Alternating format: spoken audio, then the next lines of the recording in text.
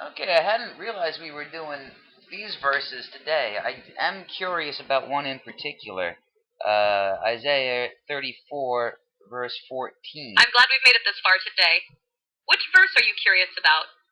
I'd be happy to dive into it and provide some insight or context. 34:14.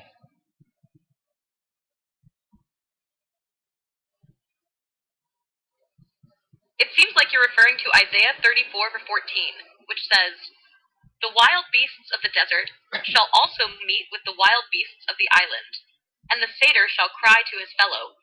The screech owl also shall rest there and find for herself a place of rest." KJV. This verse has some fascinating imagery, and it's part of the apocalyptic scene of desolation in Isaiah 34. Here's a breakdown of the meaning. Wild beasts and satyrs.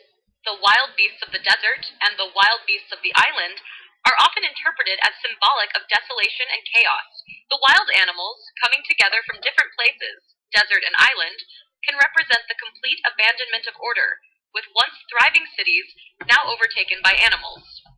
The satyr, a mythical creature often associated with Greek mythology, part man and part goat, is a somewhat curious reference. In the KJV, the term satyr is often used to translate a Hebrew word for a kind of wild, desolate creature, possibly a reference to a wild goat, or a demon-like creature in the context of ancient imagery. It's likely that this satyr is meant to symbolize the unnatural and chaotic state of the land after God's judgment. The screech owl is another image of desolation, often associated with darkness and emptiness in ancient texts. The screech owl here is said to rest in this desolate place, indicating that even creatures of the night are finding refuge in this forsaken land. Interpretation.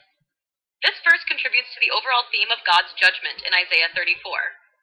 The land that once belonged to proud and mighty cities, like those of Idumea, will be left in ruins, with not a human soul to inhabit it. Instead, wild animals and mythical creatures take over, representing complete desolation and abandonment. The desolation is so total that creatures who don't belong together, desert beasts and island beasts, will inhabit the land together. This is a way of emphasizing just how thoroughly the land will be ruined and how far removed it will be from the bustling civilization that once existed. Does this help clarify the verse? If there's something specific you'd like to explore further, feel free to let me know. Way more than I wanted. I was actually curious about the screech owl. My research has suggested that originally the screech owl was the proper noun Lilith in the text, and that it was changed.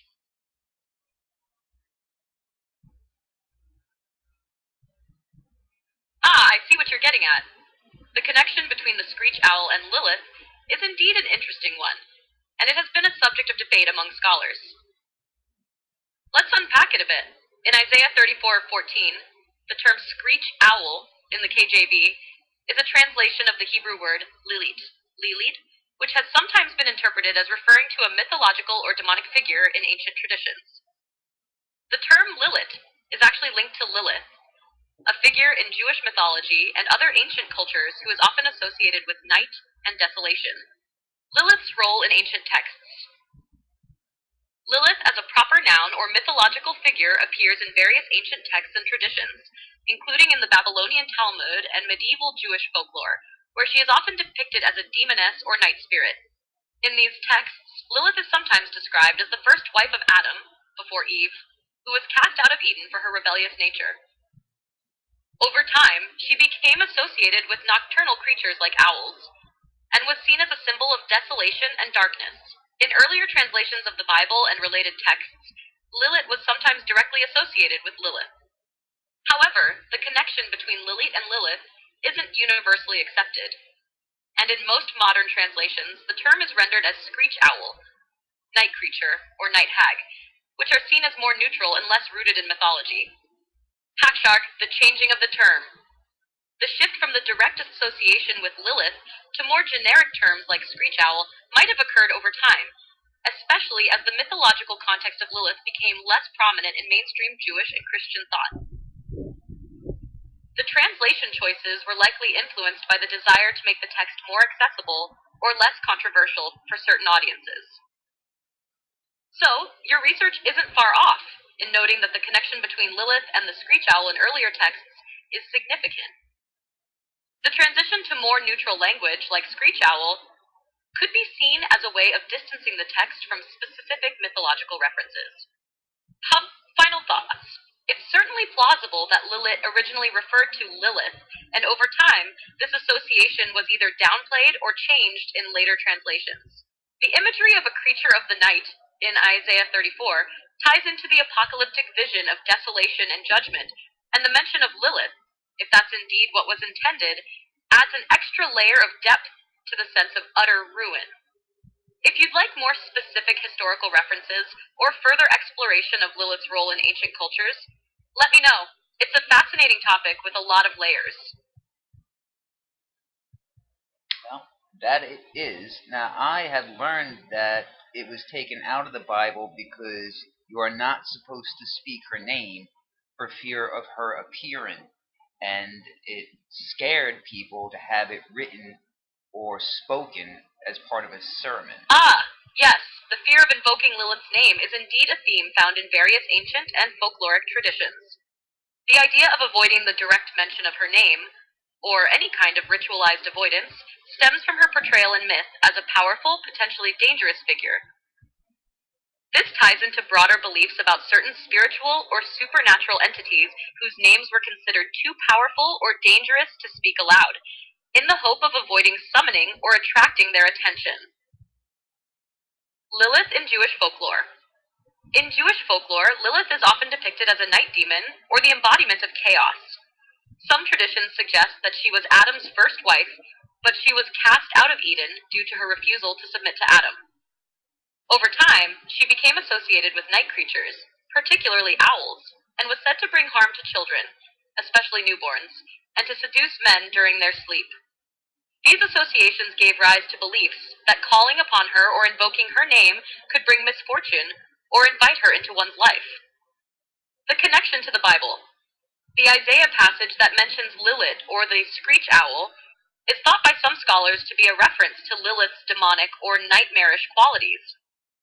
In ancient Jewish culture, it's believed that certain words or names tied to supernatural entities like Lilith were either removed from texts or altered to protect people from invoking these forces, either accidentally or on purpose.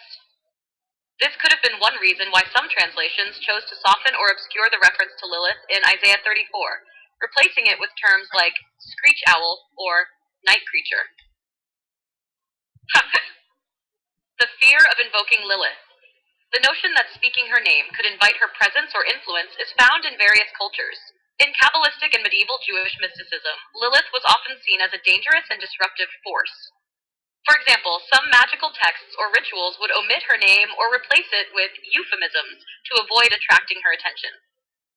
This echoes the broader idea that invoking certain powerful names, whether gods, demons, or spirits, could have real-world consequences, especially if those beings were thought to have an active role in human affairs.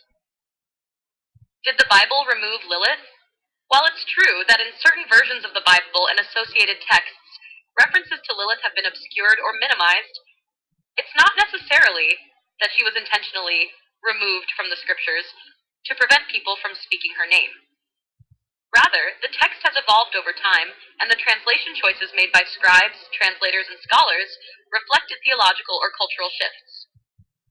As a result, many of the more mythological or folkloric aspects of figures like Lilith were either de-emphasized or transformed to align with the dominant religious views of the time. In sum, the avoidance of Lilith's name and the softer references to her in the Bible likely have roots in ancient beliefs about her power.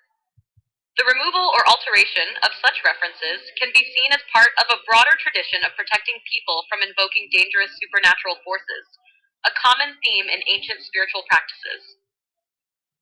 It's a fascinating aspect of the intersection between mythology, language, and religious texts.